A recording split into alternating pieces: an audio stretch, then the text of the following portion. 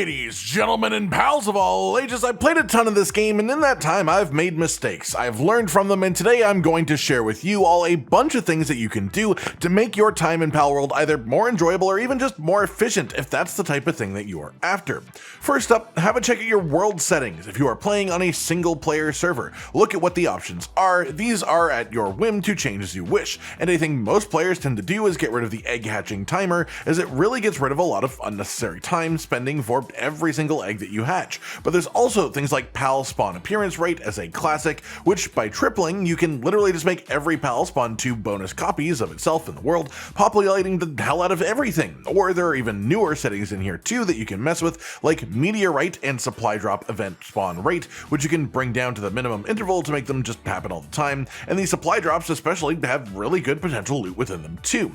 Next up then, let's talk about butchering. A lot of people love the pal focused side of the game. They can maybe stomach the workforce part with them, but then when it comes to the actually butchering pals part, you maybe get a little squeamish, and today I'm here to advertise why you should put your furry friends to the knife. Butchering pals can have a lot of value depending on your resource needs, and it actually funnels extremely well into having a mass breeding farm setup as well.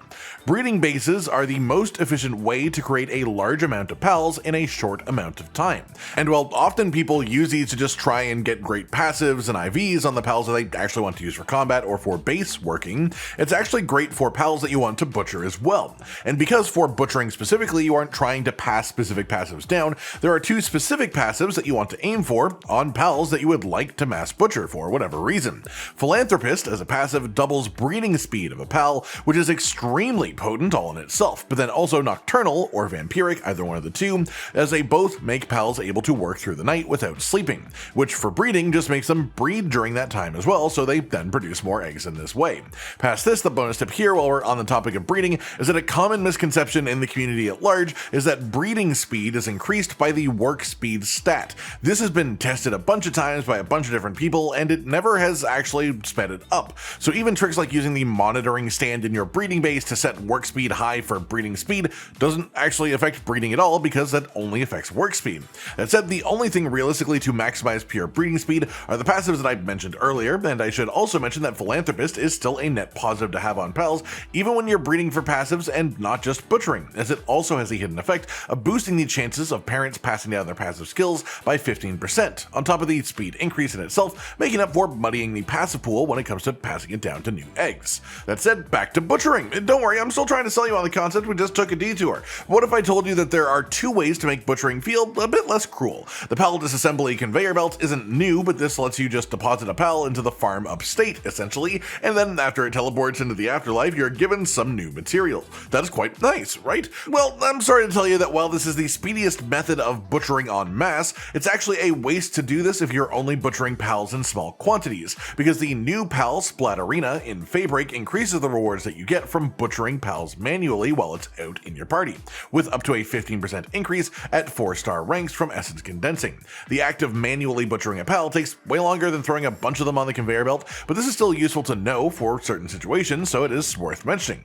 That said, now that you know how to effectively set up your slaughterhouse, let's talk targets. You can't spell slaughter without Sootseer. Well, you can very easily, but I don't recommend it, because Sootseer, when butchered, gives you medium pal souls, which are useful, bones, which are fine, but most importantly, it's a 50% chance to drop crude oil. Oil isn't impossible to farm. In fact, most players have at least one base essentially just dedicated to crude oil farming, but it is a time-limited process to actually generate, and this is a way to boost your oil production in times of greater need. For other resources, there are things like Silvergist, which gives you Chromite when it's butchered, so applying the fast breeding farm to this can give you a solid supply of Chromite without having to actually go spelunking out in the caves. And then a fan favorite to take out behind the back with a shotgun is Anubis. This pal is one that a lot of players already had in high quantities, as it was the best handicraft pal in the game before, and is still right around the top of the list right now, if not fully top anymore. But this pal, when butchered, gives you 1 large pal soul, and each time it has a 5% chance of dropping a bonus tech point manual too, which is just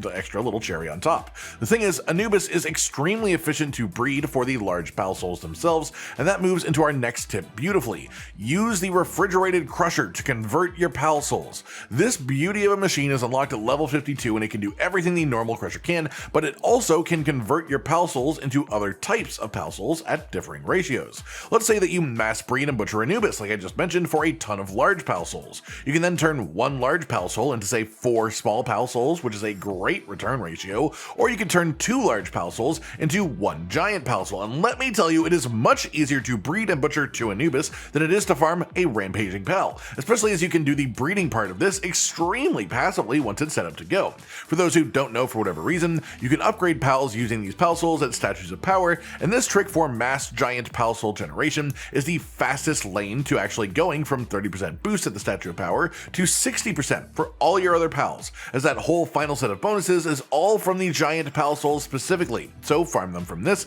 use them here, and PALs will get way stronger, way faster as a result. Next up, the coin press. This unlocks at level 48, and you can use it to make gold coins from ingots. Ingots are made from ore, and ore can be mined extremely quickly at the ore mining site 2 within your base. Coins can then be exchanged for a ton of other resources of high value at merchants, including PAL organs en masse depending on what you need, and even ingredients for different food types too, such as everything that you need for cake other than specifically honey. This process is so efficient that it completely just outdoes pretty much any other method of farming items that can otherwise be bought with gold, because this exists and because of the potency of handicraft PALs and mining PALs as well for the other parts of the operation. Then finally, I wanted to talk to you about applied technique manuals. These are extremely rare new items that you can use to raise the work suitability of any PAL that has work suitability to begin with. You can make a level 1 electric PAL into a level 5 electric PAL if you had enough of these books, and for the most part, these have an unbelievably low drop chance too. Like 1/100% chance to drop from the chests at the end of any dungeon in the game, any supply drop in the game, the normal chests at the level 60 oil rig, and then a 0.1% chance from dropping from the greater golden chest on the level 60 oil rig as well.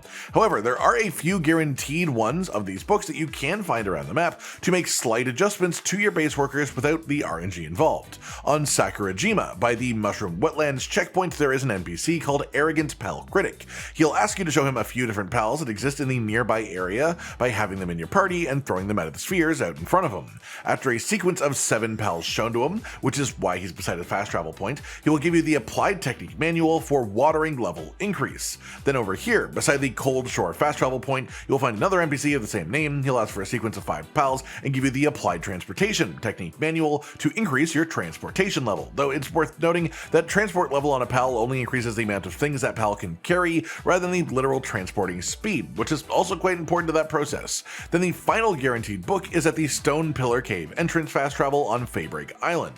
This NPC will ask you to see 8 pals in sequence from Feybreak, including Bastigor, who you can only get from breeding the combination of Anubis and Frostdalion.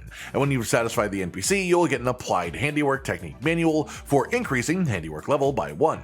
There is also one other guaranteed source of this manual, which is from the NPC inside of a cave, which starts at this point right here on your map. Zoom in a little bit so you can see it even better up close because it's not beside a checkpoint, but in here, just have a chat with the NPC and you will get an applied technique manual for free. Which one it is though is actually completely random, like opening a chest essentially. On which note, the manual only actually rolls when you begin the conversation with the NPC. So if you're feeling a little bit cheeky, maybe you want to get a very specific technique manual, not just a random one, you can always save the game before talking with the NPC and then reset to that save game if you don't like the results after you talk with the NPC. I'm not necessarily advising doing that like every moment of loot generation in the game, but just for a one-time reward like this one specifically, it feels worth mentioning at the very least for those who care.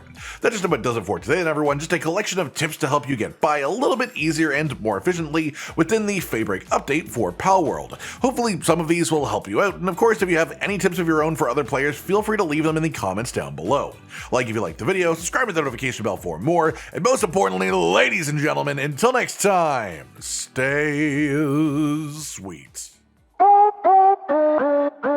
Josh, Cotton, and Hollow with the videos, dropping the humor like a hammer on your tippy toes, bringing entertainment on a daily arrangement to take our insanity and turn it into entertainment. Yes, I said entertainment twice, to reiterate that it is nice to look into your faces on a mostly daily basis when you let us in your homes to make the whole world a stage. Goodbye.